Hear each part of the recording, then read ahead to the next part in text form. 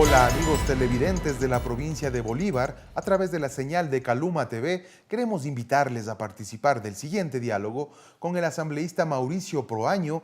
Él es el vicepresidente de la Comisión de Soberanía Alimentaria de la Asamblea Nacional del Ecuador, un tema de mucho interés, el próximo debate de la Ley de Tierras. Bienvenidos.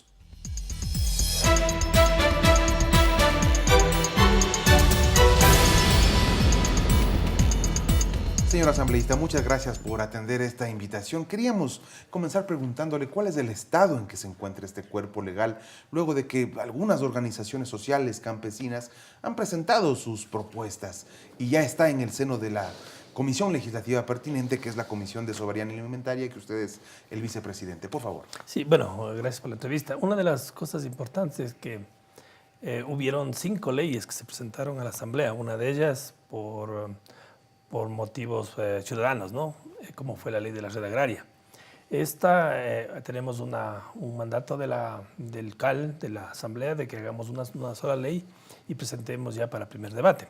Entonces, es la subcomisión que estuve a cargo de la ley de tierras presentó ya un borrador, algunos ajustes que había que hacer en el borrador, y con esta propuesta ya ver fecha y me enviar ya a la presidenta de la Asamblea para que fije una fecha próxima.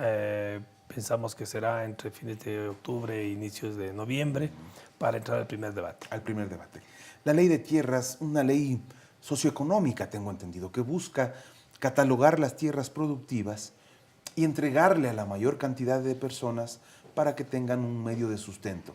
¿Lo estoy resumiendo bien o cómo lo podría resumir usted? Bueno, una de las consideraciones que debemos tener en el país ya no es con la densidad poblacional de los años 60, donde hubo las otras reformas agrarias.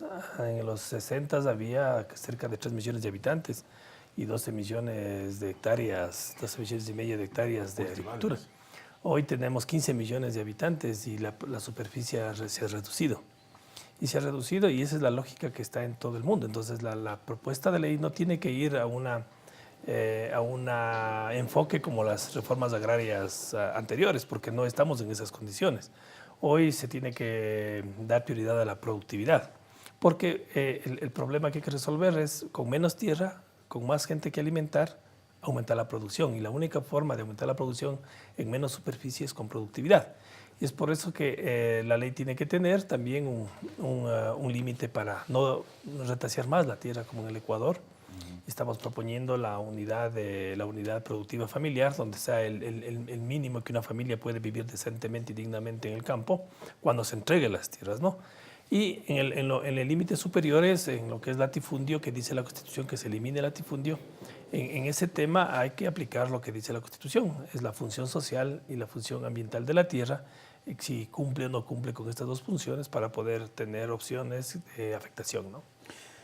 Se dice, hay un estudio usted debe conocer este estudio del Instituto de Estudios Ecuatorianos, se ha publicado en varios medios, que dice que los campesinos tienen apenas el 11.8% de la tierra cultivable del país. Eso significa que el Ecuador tiene todavía muchos terratenientes, más del 80% de terratenientes. Va a haber un problema entonces de propiedad privada, porque los terratenientes no van a querer ceder fácilmente estas tierras que posiblemente son atávicas, hereditarias, posiblemente son fruto de su esfuerzo y de su compra-venta. Ahí va a haber un problema con esta ley de tierras. ¿Cómo enfrentarlo? Bueno, uno de los estudios que hizo el CIPAE, en este caso, que fue el estudio que hicieron sobre tenencia, hay un problema de cálculo. No hay un problema porque dentro de las unidades de producción, las UPAs que se calculaba en el censo, en este tema pues, están incluidas las comunas y eso hace que existan territorios grandes, ¿no? Yo creo que en el momento actual, por ejemplo, no se puede definir totalmente una superficie si es muy grande o muy pequeña. Depende de la productividad y depende del cultivo. Por ejemplo, no puede usted tener menos de 50, o sea, es decir, 50 hectáreas vamos a repartir en la zona donde se produce caña. Cuando un ingenio necesita cerca de 5 mil hectáreas para poder tener rentabilidad y poder mantener la soberanía alimentaria frente al azúcar. Entonces, uno de lo que tiene que trabajar en este tema, hemos revisado más de 18 catastros terminados con el Estado un poco para ver las condiciones del Ecuador. Y cuando uno ve la imagen de satélite ya con catastro, encuentra un retaseo grande de la tierra del Ecuador, ¿no? Entonces, porque no alcanza la tierra para todos. Entonces, por eso queremos hacer una forma ordenada, superficies grandes que no están cumpliendo su función social, están esperando, no sé, que llegue la zona urbana para poder vender, no hacen la producción que se necesita, tienen que saber que el Estado va a cumplir con la Constitución, en la cual si no mejora su productividad, si no cumple con lo que es a sus empleados afiliados al seguro, no cumple con la repartición de utilidades, no tiene la gente las condiciones para su trabajo. Cada cierta parcela, un número determinado de trabajadores. Que genere empleo y que no tenga problemas de contaminación en las zonas rurales.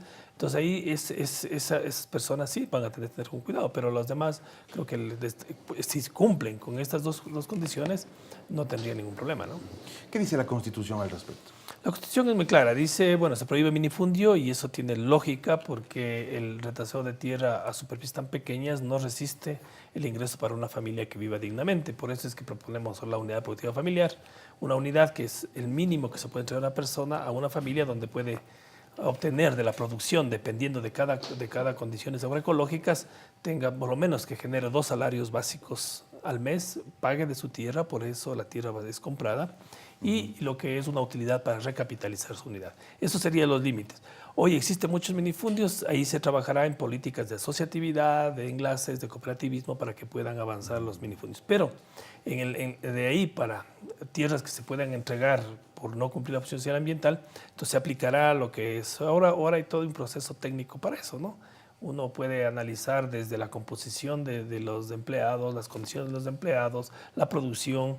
4 años atrás se puede conocer cuánto vendió, cuánto no vendió, qué productos son los que están ahí, conocer si los rendimientos de la finca son por lo menos igual al promedio de la zona. Alguien hablaba de que un poco para que este socialismo del siglo XXI sea también acorde a los nuevos tiempos, obligar a que la gente que ha migrado a la ciudad retome al campo, pero que eso le signifique un ingreso que sea rentable, que le permita tener servicios de mejor calidad. ¿Se ha soñado con eso alguna vez? Mire que es una especie de utopía la que le estoy planteando, pero tal vez la ley de tierras en algún momento dado pueda tener este tipo de objetivos. Claro, de acuerdo a las condiciones del Ecuador, un país desarrollado, por ejemplo, con Estados Unidos, el 6% está en el campo y los demás están en las ciudades, ¿no? En Europa también pasa lo mismo. Ha sido una tendencia universal. Nosotros en Ecuador tenemos entre casi el 40% en lo rural. Más fácil es de que vuelva la gente del urbano, es evitar de que salga la gente del campo. Y la única forma, considero yo y personalmente, no es solamente decirle a los productores que les vamos a ayudar y que esas cosas. El tema es que hay que generar empleo en las zonas rurales. ¿Y cómo genero empleo? Con la agroindustria. Solo un ejemplo, menos del 4 o 5% de las empresas que producen valor agregado a la producción en las zonas rurales de Pichincha están en los cantones. El 90 y tanto, 95, casi 94, está aquí en Quito. Entonces, ¿qué pasa? Claro. Usted produce materia prima, pero la mayoría de la ganancia se queda en la ciudad. ¿Y qué pasa más que eso? En una finca pequeña, las familias tienen 4 o 5 niños. Dicen, muchos tienen, sí, pero en campo necesitan mano de obra. Ahí es otra lógica de la ciudad. Pero en un momento no alcanza para subsistencia de todos. Y como no encuentran trabajo en el campo, les toca migrar a la ciudad. Tenemos un minuto. Respuestas cortísimas a los siguientes temas. Una superintendencia de tierras, un ente controlador a nivel gubernamental, estatal. No, dentro de la propuesta no está un ente, no está. Expropiaciones como manda la ley a personas que tienen estos excedentes que podrían ser productivos y cultivables. Claro, si no cumple con la función social y ambiental, ahí la expropiación. Eso es parte de lo que tenemos que cumplir, lo que dice la Constitución. ¿Están de acuerdo los miembros de la comisión en mayoría al seguir el tratamiento de esta ley? ¿Cómo está dentro de la comisión la división de los votos? Bueno, totalmente, todos estamos de acuerdo en eso, en que esa ley es necesaria para el país. Hemos aprobado la ley de recursos hídricos y no puede estar agua y suelo sin una normativa acorde a las necesidades, y creo que eso ayuda para que la gente conozca que estamos relacionando lo que es agua y tierra, porque a un agricultor entregarle tierra como se hacía en el pasado, ¿no? En zonas donde no hay productividad, donde no tenían riego, y luego les decían, sabrán cómo se solucionan. Esta ley es más integral, a más de cuando se entreguen las tierras, viene la asistencia técnica, el acceso a mercados, comercialización, hay la presencia de todo, pues, financiamiento para su producción, porque si no, caso contrario, volvemos a entregar tierra y logramos solo se logra es aumentar pobreza. Entonces queremos tener todo un complemento de la ley que no se quede solo en repartición de tierra, sino que sea en un apoyo a la producción.